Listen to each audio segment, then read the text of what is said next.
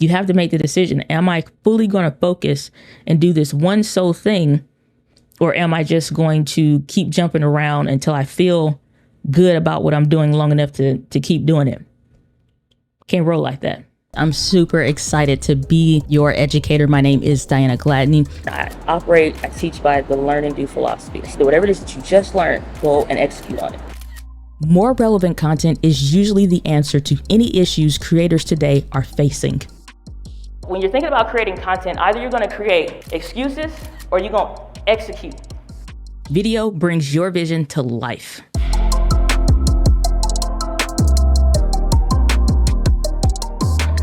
What is up, entrepreneurs? Welcome back to the Video Simplified podcast with me, your hostess, the mostess, Diana Gladney. I'm super pumped, pleased, and excited to be back upon you, or with you again. Upon you sounds weird, so just take that bit out. Maybe we keep it in. Either way, I am plumb pleased to be back on the microphone, back communicating with you after taking a bit of a hiatus and a break since our last episode up until this one. If you're listening all the way through or later on, then it won't matter. However, I've had a couple back-to-back large speaking engagement. I spoke at a high-level mastermind, and then before that, I spoke at Social Media Marketing World again.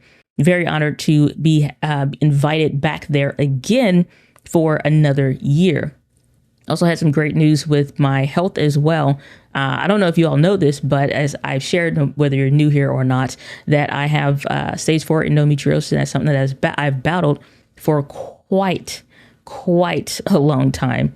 And finally got some relief, changing my diet, and things are going a lot better for me physically, which means for you, I'll be able to not just come back from after these work weeks and just like take this break time and really get a lot of rest. But what that means for you is that I'll be producing even more content than I was before, which is very, very exciting. Which brings me to our topic for today. Enough of all of that stuff.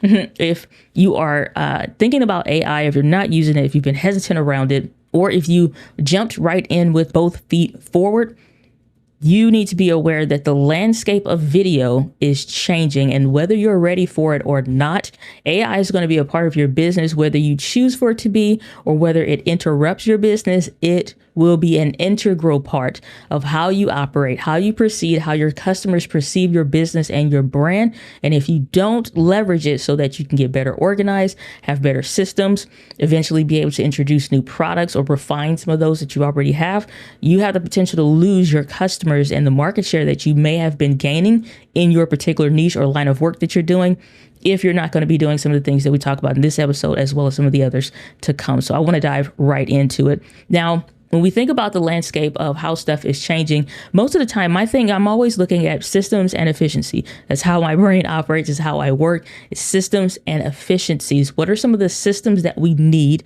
that can help us to be more consistent, that can help us to produce not just for ourselves, but on a scale we can start to introduce and bring people into our business and our brand, or you start attracting the right people to your business and your brand to help you see your vision and move it forward. How do you do that? It's the systems that serve you. Something that I've said a lot, which is simple serves. If we have a simple system, then that allows us to serve at scale and not have to worry about some of the minutia, the small things that kind of get in the way over time with some of the stuff that we're doing. And I did get a question on the channel that I want to address in just a second here, because it talked about like, how do you go through some of these systems and workflow? What do you do, especially when we're talking about AI now being a part of the conversation? I was discussing this personally in my life, having a conversation with some family. And the thing is that whether you want to be online or not is no longer your choice. Whether you want to use AI tools, or maybe I've had this when I was speaking at Social Media Marketing World, and you do the Q&A afterwards and you're meeting with people. The one common thing that I was noticing, there's a lot of overwhelm when it comes to that, which lets me know that there are too many decisions, too many puzzle pieces sitting and surrounding you, to the point to where you start to question and you start to wonder, what do I do? Which of these do I choose? Which one is better than the other? How do I know if this one is going to really serve us or not? And it's your systems that can make that determination for you if you have them in place that allow you to eventually be able to scale or not. And when we talk about some of the systems, I'm going to be pulling specifically today from my best-selling book, The One Right Video. If you don't have a copy of that, you go to onerightvideo.com/Amazon, or hold your phone up to the QR code on the screen, and that'll take you right over to the page where you can pick this up. The audiobook, thankfully this year, it will be produced. I'm really looking forward to that. So if audiobooks is your jam, then you'll love it. But you can also listen to, I think it was chapter 3 that I did read, and I put that on the podcast episode when we were initially launching the book last year. And you can get a chance to listen to it, which a lot of people love that episode. So I'll link that in the show notes down below. So here's the thing.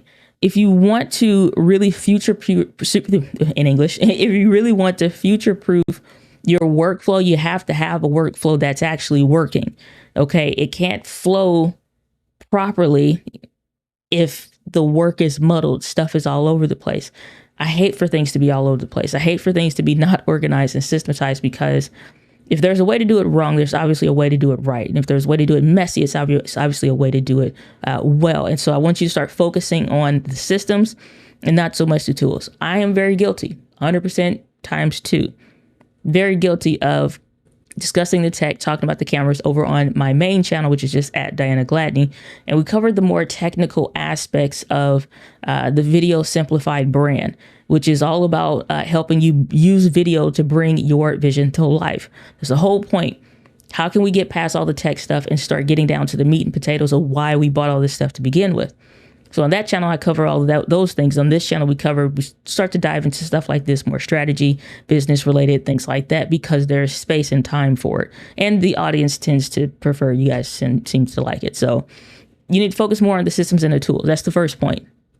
If you're not, and you get more tool oriented, then you don't pay attention to the main thing of how am I doing what I'm doing. This is where a lot of confusion, frustration, and annoyance comes from, where you get annoyed with creating. You get annoyed with the idea of trying to make a video, or possibly making a video, or executing a new idea, because there's no systems or workflow back of it. You cannot have a workflow unless the existing system is already flowing in some way. Because if you have something to work with, even if it's very, very basic, if we have something to work with, then we can refine it. But we can't refine what doesn't exist. And so if you don't have something that exists, like I said, we're going to talk about that coming through the book. And then the second point is that you need to embrace scalability. The main point of why you need to have some systems so you can start future-proofing your business and your content creation workflows so you can scale. It doesn't mean that you want a 50-person plus business. It doesn't mean that you want a 15 or 20 plus person business. But what about like 1 or 2, 3 or 4? Could that help give you back some of the time that maybe you're investing into things in areas that you don't love?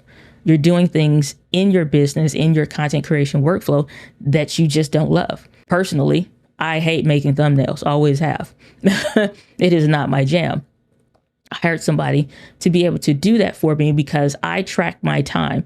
Literally, beginning of this episode, I'm talking to my video editors. I'm recording and stuff like that, just little notes or what have you. And one of the things like, oh, shoot, I needed to start my time. And I just use Toggle Track. I've talked about that before. So that as the entrepreneur, as the head of the company, as the visionary, I'm paying attention to what I'm doing and I'm paying attention to where my time is going. So pro tip there, if you're not paying attention to where your time is already going, how can you evaluate it? Again, we can't refine what doesn't exist. So even if it's quote unquote a bad system, let's at least get it documented so we know where the time drains are. And I mean, literally every 5, 10, 15 minutes, except, like restroom, eating or whatever. Those are the notable gaps. And then like sleeping or whatever. I don't time that stuff. What am I doing? And then pro tip on top of the pro tip, what I do, again, just so we can evaluate, constantly evaluating our systems to see where we can refine to make improvements. So again, so we can scale, pass this off to somebody else. Side note, I made the course, which is not going to be available for purchase. Nothing's going to be available for purchase right now. We're getting ready to migrate the website. So links may be a little tricky in the next day or so, or whenever you're listening to this at launch. So just FYI. But when I made the course Building a Team, the whole point of building a team is so that you could have systems as the creator to pass to somebody else, so that when they get to work for you, they don't hate working for you because they're just like sitting on their hands all day because it's like, you don't know what you're doing. You mad at me because you don't like what I did, but you don't have a system for what you did or what I should do. And you didn't tell me that you wanted it this way. So I was going off my best guess. And then it's other issues, structural issues, leadership issues, visionary issues. That stuff impacts the business too. And so now that person quits, or you get mad and you fire them, and now you got to reassume all these responsibilities. I have so many clients that deal with that, and they struggle with hiring people and keeping people, or honestly, just knowing if somebody's honestly not a great fit. The systems will expose you. It'll expose you to yourself, and it'll expose you to your team, and your team as they're working with you in the company to build this vision, whatever your vision is for your brand. It can expose, like, I could be doing this better. I could do this better. I could refine this better. Or what if we did this and blah, blah, blah, and bringing you ideas. If that's not happening, something's off. And it's usually based in the system. So what I do is, like, when I'm doing the toggle track, I'm tracking my time. And like I said, that pro tip on top of the pro tip is, what category of work is this in that's not my zone of genius? Meaning, this is something that somebody else could do that, even though I may be good at it, quote unquote, I don't want to keep doing it. I could give this off to somebody and they can do it 10 times better. Or it is 10 times better simply because I didn't have to do it. And if you haven't read the book by Gay Hendricks called The Big Leap, I highly encourage you to do that, because he talks about specifically the difference between your zone of genius and your zone of excellence. And a lot of creators, when they're trying to get to a point that they're developing their stuff, they operate 100% out of their zone of excellence and scared to transition into their zone of genius. Your zone of genius is some of the things that only you can do, the only things that you were created to do, the only things that you can do. The reason why people come to you specifically in your business brand, people want to hire you, want to work with you. Zone of genius work, stuff that is like, not that you're just in your bag and you can do it, but you love to do it. You thrive when you do it. Versus you got this other stuff on here, you're good at it, you're efficient at it. Maybe you hit some numbers, scales, and achievements or whatever in it, but it's not your thing that you want to do 9 times out of 10. You know what I mean? That's zone of excellence. So for me, zone of genius, stuff that I'm doing now: speaking, teaching, writing books, books plural, because I definitely have 2 other books that I had started writing concepts for. Trying to see which one I want to release after this book. And so there's things that's like within your zone of genius, only you can do, only you're supposed to do it, only you created to do. If you can't figure out where you're wasting your time at, you won't know how to offload that or make even what you have to do right now, if it's just you running a solopreneur, and be more efficient. Okay. So quick recap, because I know I've covered a couple points here. Number 1, focus on systems, not tools. Number 2, embrace scalability. You need to be starting to think ahead, and you want to know if your workflow is something that is contributing to help towards growing, or is it something that's eating away at your time, or it just is becoming like a big negative. So you want to be able to justify, like, what are we doing, and objectively look at stuff. A lot of times, because it's us being the creator, we're doing, it's our thing, it's our baby, it's whatever, it's our joy. We can't see objectively. When you track your time to see exactly what you're doing, you have an objective view to say, dag, I waste a lot of time doing X, or A, B, C, whatever, fill in the letter. Now, hold up. I know you are enjoying this week's episode, and we are diving deep into some really good stuff. However, it's time that we dive into this week's Gear Fix.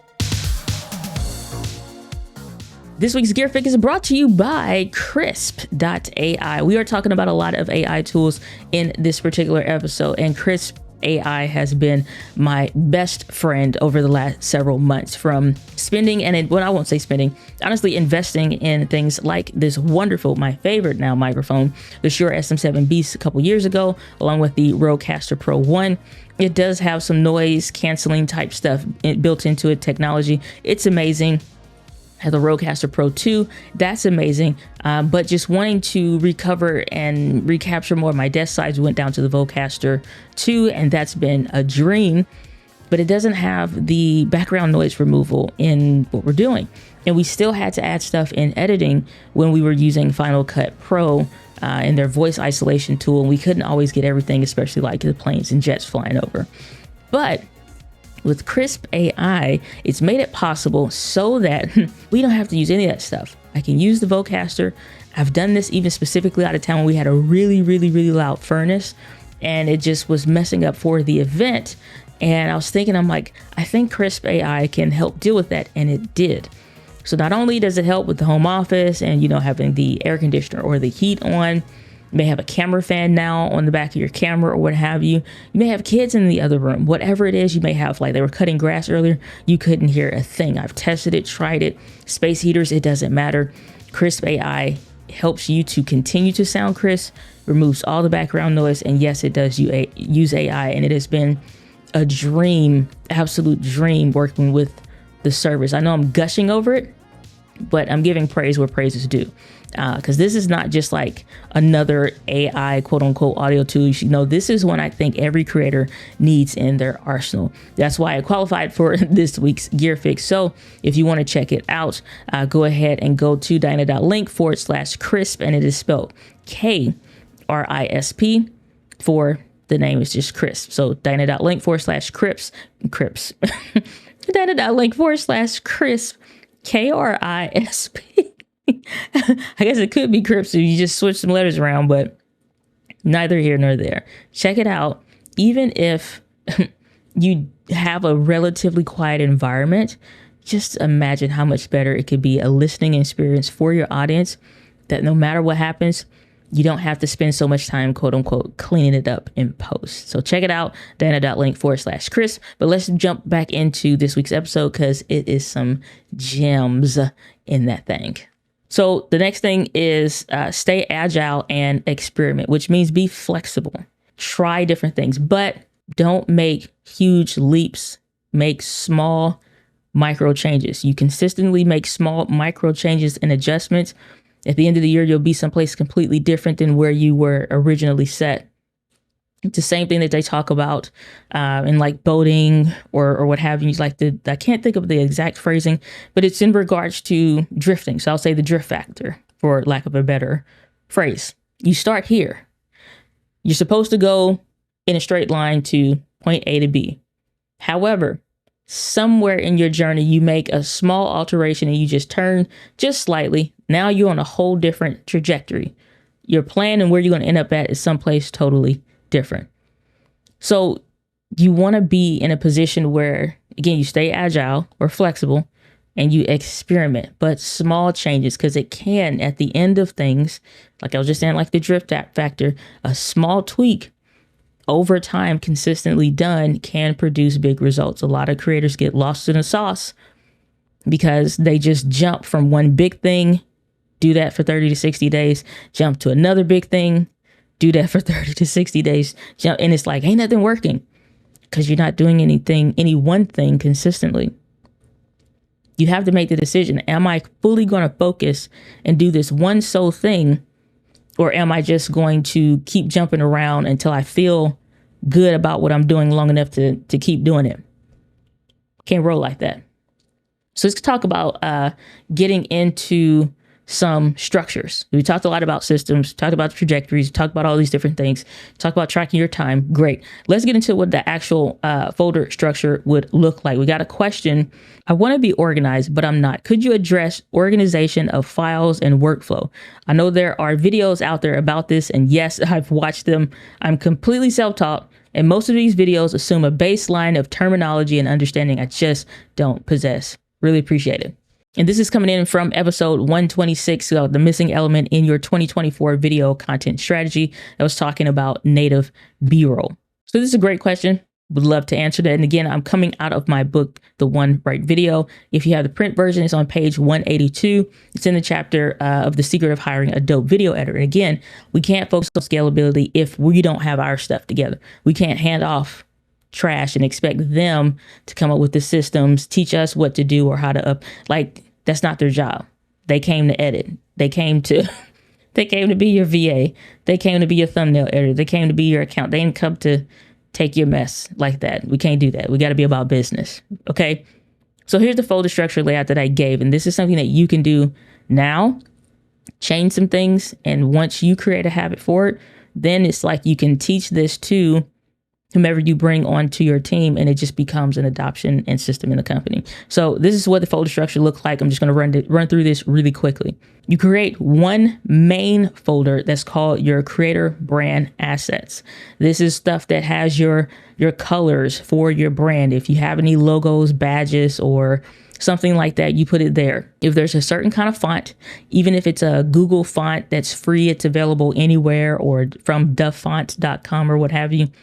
Any of those places you find one, he's like, oh, I like to use such and such. I don't care how basic it is. It's probably even if it's installed on every computer, download that so that no matter who starts with you, no matter who works with you, if everything completely crashed and burned and you had to start over again, you have all of your stuff. So, but you want to create your creator brand assets. The next thing is within this, I number these. So that will be number 0. So it's always at the top. Number 1 would be your name, YouTube videos. Inside this folder is going to be raw files for YouTube videos, YouTube thumbnails. If you're choosing to save your thumbnails, not everyone does, but that's a thing. And the third one is final and approved YouTube videos. And again, this is if you choose to save your content. A lot of times we'll pull from previous videos and stuff like that because it's already done. File size is already manageable. And the quality is always high because we always record in 4K. And so it's like you have your name, YouTube videos, so they know the raw files. When you're uploading stuff, it goes there. Your thumbnails go there. So if you're sharing that on your community tab, sharing it in the email, your team doesn't have to chase you down, or you don't have to rethink this system altogether. And again, your YouTube videos, if you choose to save them. I don't save everything, but I do save quite a bit of the stuff that matters. And we'll get into some other stuff in just a second, but I also will have like a B-roll folder, but you can expand on this. And so like one of the things that we created, pro tip here, was a B-roll folder. Like I talked about in the previous episode, where it's coming from. We're recording all the stuff in 4K. Now we're, in the arenas and playing around with the 422 10 bits and the S-Log3s and the Cine whatever stuff. Like we're playing around with all these different versions of these high quality video files. I don't want to reshoot everything over again all the time. I just want stuff to look good and work and be, again, systematic. So I'm going a little bit deeper here, but hence the purpose of the podcast episode. So make a raw B-roll folder. The way I do mine is that I number everything, in this one, it's actually alphabetical. So the brand, it could be Shure.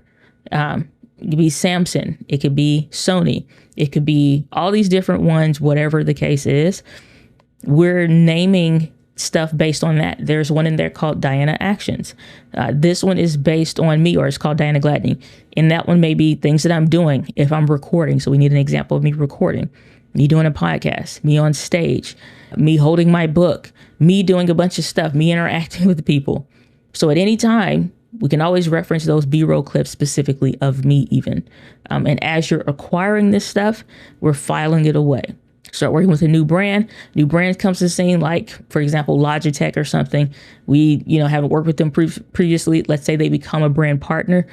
Then we now have those assets and we'll save those, or their logos and stuff like that also go in that folder. So again, be thinking in the future to be moving forward. Like this would work if I got a brand deal. They will send you a brand package, pro tip on top of the pro tip on top of the pro tip. They'll send you a brand package to let you know, these are our font colors. Don't stretch it out doing it this way. This is the way we prefer it to be displayed. If you need a dark and a light version, these are the approved versions for what you're using. Don't use anything else. They're very particular on how they want things done. And so moving on in this folder structure layout, number 2 is social media micro content, because we're producing a tremendous amount of content all the time. Then that's something that you want to know. It's like, where's that piece about this? Or remember when I said this? That stuff is already done. I don't want to be going to the platforms, because if you haven't noticed, Facebook, Instagram, whatever, they're having issues. Sometimes they shut down. If only my content is there, it don't work. for me to go get my stuff. So I save my own stuff without the watermarks. So that's on page 182 and 183 of my book, The One Right Video. It talks about structuring and stuff like that. It can go way deeper. Again, this is just dealing with some of the basics. Now, you put all this in perspective, like we talked about with AI and all this stuff. The reason why you need to be even more structured is because it's getting real serious out here. Like, no joke. When we look at what AI is introducing and what it's making possible, every industry is shifting. Every industry is shifting. And it's one of those things where if you are not ready to roll, you're going to get rolled over. I want to share a couple stats that I discovered that was based on a recent report by SEM Rush. They do a lot of SEO stuff, a really cool company. Their report was called Think Big with AI, Transforming Small Business Content Marketing, that dives deep into businesses using AI to create high quality content. If it's not you already, it will be. So just an FYI, you might as well embrace it if you haven't already. And this report said that 65% of businesses are achieving better SEO results thanks to AI. And so when you start thinking about your website, content is way bigger than just YouTube. It's way bigger than just Instagram. It's way bigger than just wherever it is that you choose and want to post your content. And if you're not thinking beyond the platform, I would venture to tell you, you're not thinking big enough. You're not dreaming big enough. And you need to change that. The second statistic that they included that's really interesting is that alongside a 67% increase in content quality when using AI tool. So think about that. 65% of businesses, they're getting more reach. So you may have heard me talk about this in some of the intros back in the day, depending on how long of a long-time listener that you are or watcher of the channel, even on the main channel. I would always say in the beginning, it's like, this channel is all about helping you simplify the video creation process to help you reach wider and connect deeper with the people that need you the most. I would say that, and a little bit more after that, I would say that because that's the whole point of video. We need to reach a wider and broader audience with our business and our brand, and we need to start reaching deeper. If 65% of businesses are achieving a better SEO result, that means they're able to expand more. They're getting the reach wider using AI. And that alongside of that, if there is a 67% increase in the content quality using AI, that's massive. We're getting reach, we're getting better quality, which means in our customers' mindset, when they see our business and our brand, they're super impressed. They're like, now a new standard has been set. Third point that I love is that the study even found that the majority of consumers actually prefer AI generated copy. This baffles me. And copy is like writing the words that sell. Now, if you're not into copywriting, highly encourage you to do so. Highly encourage you to do so. Whole nother different conversation. I've talked about that on the live stream, but it's a big deal. But copywriting is writing the words that sell. How are you convincing people or educating them to transition them from a visitor of your website into a customer? How are you transitioning them from a viewer into a client? How are we driving more conversations? What are your KPIs? What are the things that you're tracking to start paying attention to these key performance indicators? Or better said, I like to say, what are your income producing activities? What are the things you're doing that's actually generating money? When we talk about your time, talk about the workflow. If you can get better reach because you're using AI, if you can get better quality content because you're using different AI tools, and if you can get people to start engaging more with your stuff because you've integrated into what you're doing in your business, and they're receiving it better, it's a bigger arena that we're now playing in, whether you want to be in it or not. It's just around you at this point. And the faster that we're able to execute, to transition from idea to execution of the idea and shortening that window completely, it's going to be based on the systems. Like I said, I'm so grateful that, like I said, my brain runs on systems and efficiencies, because that's what moves the needle. How fast can we go from idea to execution of idea? Constantly trying to shorten that window, and the systems is what makes that possible. If you don't have competent systems, if you don't have a competent way of creating in order for you to be able to produce, I highly encourage you to check out the content quadrant. That's also in that video planning guide, and it's also in the book. And I've talked about that before, but uber important to start looking at this. And when you put all this stuff together, you can put yourself in a position to really start to future-proof the business. It goes way beyond just making videos. It goes way beyond the quality of the way that it looks or whatever. It goes way beyond that. You could just use your smartphone and still have massive attraction to your business and your brand. But if you can't get organized so that you can scale, and if you can't scale because you're not organized enough for you to bring on people that can work with you, won't quit or leave or whatever because they're like, this sucks, they don't have anything together, everything's all over the place, I'm tired of, like, you know what I'm saying? Like, that's not going to be great. So your business is going to be impacted by AI, whether we want it to be or not, and whether we're ready for it or not. And it is definitely going to go beyond using AI tools to, work with programs or just for editing or for scheduling. It's like right now, the landscape, people are spot picking tools, and that's how they're incorporating AI.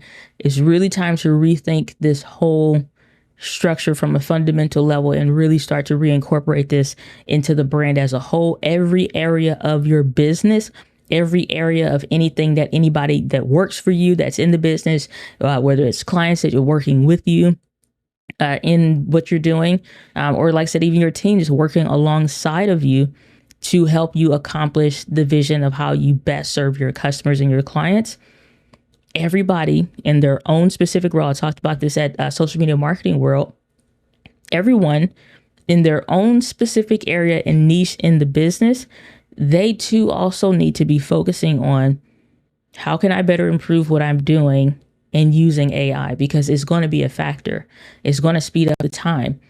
And if we're not careful, for some positions, it will replace some of the duties of what they're doing, which means that they now need to scale in their thinking and their execution at a higher level. And if they're not, it won't be long before you're like, this person no longer qualifies for this position based on what I need. They're not trying to improve their skills. They're not trying to do whatever. So it's like, I'm sorry, you got to go. I need to get somebody that can. I've seen it happen. So the thing is, it's like, unfortunately, that's becoming more common. And I've seen a lot of frustration in the market with people upset about all of that. And I get it. It's definitely frustrating for sure. But again, if we are the leaders and the visionaries in our company and our business and our brand, and even if it's just you right now, with you making your content, you like, dang, I didn't think about all this. I was just thinking like, I want to make better videos, make more money, get some brand deals. Maybe if you work a full-time job and you don't want to anymore, you like quit that job. Or maybe you just want to do this because you love it and, you want to pursue a different vision, but you also still love what you're doing in your job. It's fine. It's so many myriad of mixes you can do. However, we all need to start thinking about how we can incorporate this into our business. So just to recap this episode, because I know we went a little bit deeper than I initially thought that I would. And hopefully this is clear in what I'm describing. Feel free to leave a comment or a note. There is a link in the description in the show notes, depending on where you're watching or listening to this at, where you can go to dyna.link/message. And you can leave a voice message there, and you might just get featured in an episode, and we'll cover the topic or the question that you have. But number one is focus on systems, not tools. It's going to be the systems that serve, and simple systems serve. They don't have to be complex, but it needs to be set up in such a way that it can scale moving forward. Because second point, embracing scalability. If you're not growing, you're dying. It's just a reality of business. If you're not growing, you're dying. Because at some point, that stagnation point, maybe just hitting the black.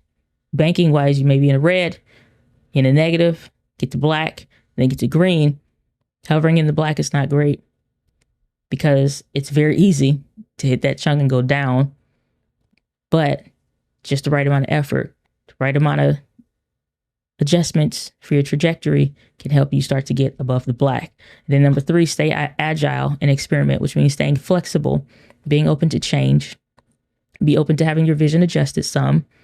And this is an adjustment for people because some people people just lazy. They want to use AI. They don't want to think anymore. It's a lot of misconceptions about this.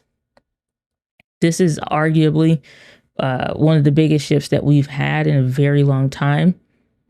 And I believe it will get to the point to where it's up there with like printing press, internet integration into our life type stuff, where it's like it's a major industry shift. Again, I talked about this, and it was a different talk that I gave.